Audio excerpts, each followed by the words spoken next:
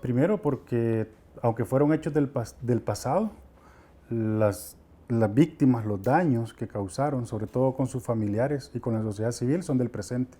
O sea, es decir, esta lógica de que el perdón y olvido, el borrón y cuenta nueva, pues solo eran discursos, pero las heridas realmente para estas personas, para sus grupos cercanos, para sus amistades, sus familiares, siguen abiertas, y la responsabilidad del Estado deben de continuar, es decir, continúa, y por lo tanto debe de ser atendida, ¿no? Sí, creemos en un Estado de Derecho donde todos somos iguales ante la ley, ¿verdad?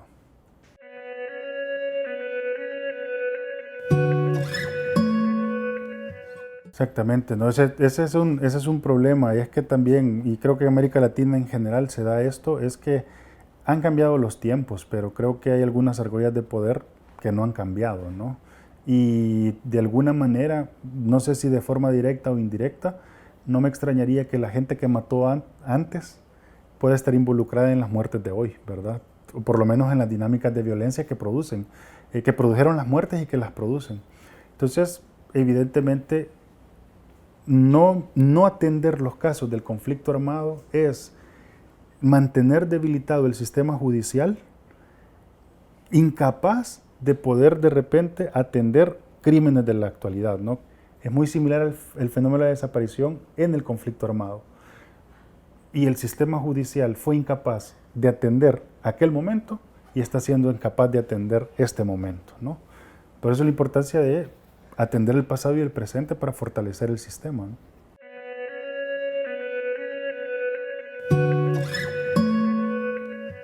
Quizás rescataría un elemento también importante, y es que para que esos niveles de impunidad se mantengan, tienen que operar varias voluntades, ¿no? Porque está primero la voluntad del que decide matarlo, pero luego también está la falta de voluntad de quien debería de investigar, y la falta de voluntad de quien debería de juzgar y sancionar. O sea, es decir, cuando se da toda esas confluencia de voluntades, y que impiden, digamos, investigar hechos como este, porque al final de cuentas los periodistas, digamos, son personas, tienen sus derechos, pero promueven un derecho en particular, que es el de acceso a la información pública, ¿no? Entre otros. Y entonces, que el sistema no atienda estos casos de manera adecuada, no solo es responsabilidad de quien los mata, sino es responsabilidad de quien no investiga ni sanciona. Podríamos decir que en ese sentido el Estado los mata por segunda vez, ¿no? O por tercera vez, y frente a esto la población queda pues sin poder ejercer su derecho a libertad de expresión. Y no hemos llegado, creo yo, a ese estadio aquí en El Salvador, es decir, no hemos llegado a esa situación en El Salvador que se conozca de manera sistemática, pero sería lamentable que se comenzara, ¿verdad?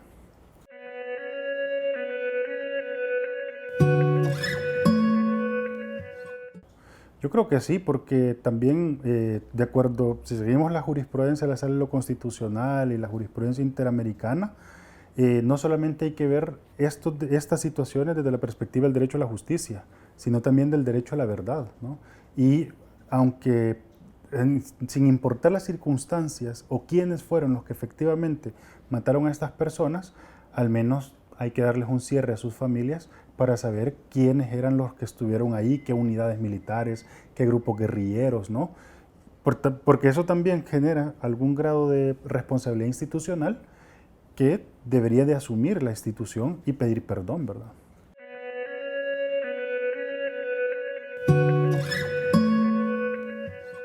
Es que esos son los problemas que se están dando, en muchos casos, ¿no?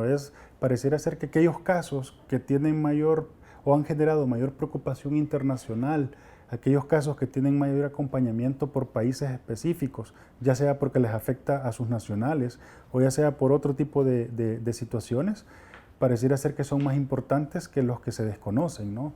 Incluso, y yo me asumo, ¿no? El tema de el informe de la Comisión de la Verdad es importantísimo, pero y hay que investigarlo, pero no hay que quedarse en ellos, porque si, por ejemplo, la Fiscalía solo se concentrara en esos 32 casos, ¿estaría aportando a la justicia? Sí, pero no desde un enfoque de principio de igualdad, ¿no? O sea, es decir, tanto importan esos 32 casos como los otros miles que no conocemos, ¿verdad? Porque la dignidad de la persona son iguales.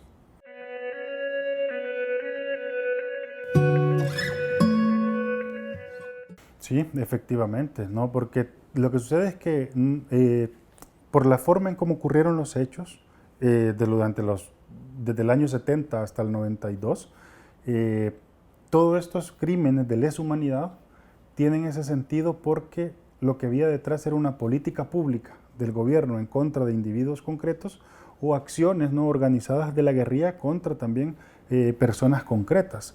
Entonces, la importancia de poder identificar casos aislados como este es importante para la ciudadanía porque permite ver realmente cómo operaba esta maquinaria y cómo de manera generalizada o sistemática vulneraba derechos humanos de personas específicas como pueden ser no solamente trabajadores sociales o defensores de derechos humanos, sino también periodistas, empresarios, funcionarios públicos, porque lastimosamente todas estas personas civiles se convirtieron en objetivos militares, ¿no? Entonces es importante para conocer esas dinámicas y esos patrones de violencia que se busquen, ¿no? Y que no solo se busquen desde la perspectiva de justicia, sino que desde como hemos dicho, la verdad y particularmente fortaleciendo las comisiones nacionales de búsqueda de personas desaparecidas.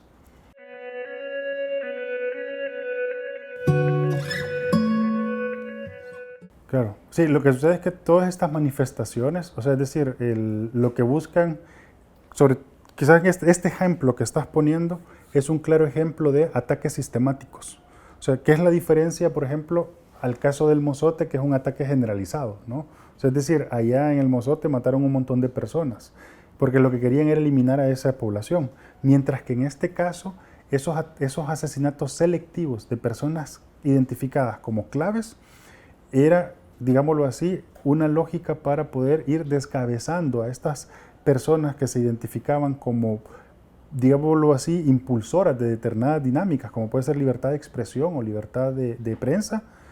Y claro, lo que buscan es poner casos ejemplarizantes que le generen miedo a otros para que estos otros ya no sigan por ese camino, ¿no? Y esa es una manera, pues, indirectamente de coartar la libertad de expresión. Ya no de los asesinados, es de una manera directa, pero de los otros que se contienen, se autocensuran, cambian de incluso hasta de profesión, los está censurando, ¿verdad? Porque claro, el mensaje que le estás diciendo es, si seguís por esa ruta, este va a ser tu destino, ¿no?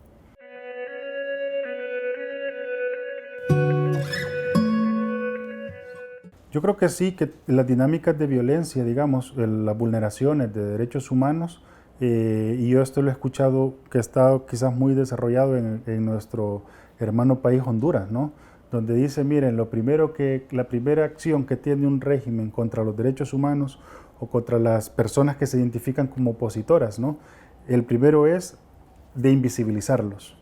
Pero si estas personas siguen todavía con su proceso, el siguiente es de estigmatizarlos. Luego, si continúan, siguiente paso es de criminalizarlos. Y ahí recojo lo que traías a cuenta de los decretos, ¿verdad? De limitarles las posibilidades a estas personas. Pero si eso todavía no los limita la criminalización, ahí van los ataques directos. O sea, es decir, esto es digamos, como una especie de escalera ascendente.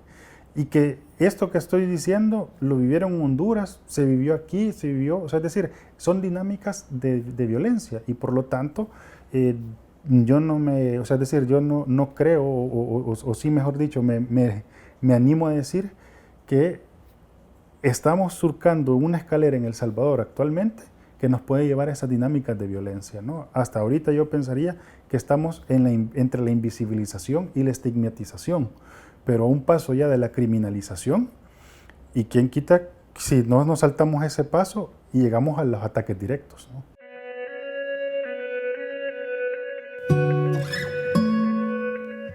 Exactamente. O sea, ahí es un ejemplo clásico de la etapa de la criminalización, ¿no?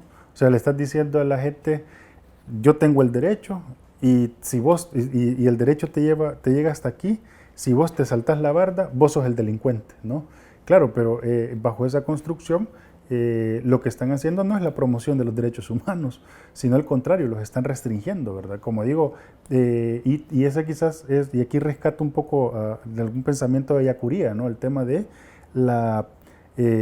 del uso ideológico o del uso del derecho, digamos, como una herramienta ya no para liberar al ser humano, sino para reprimirlo, ¿verdad? Entonces, y los regímenes autoritarios tienden a hacer eso, a hacer reglas, pero no para promover derechos, sino para limitarlos, ¿no?